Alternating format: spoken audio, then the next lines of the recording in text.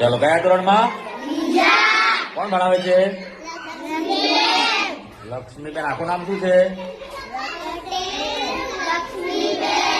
સરસ.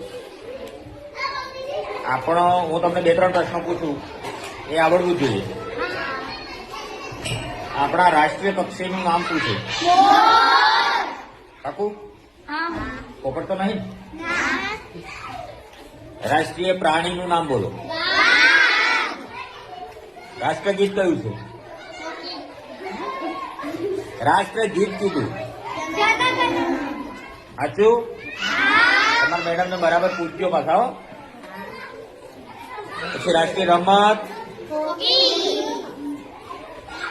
પછી રાષ્ટ્રીય પક્ષી,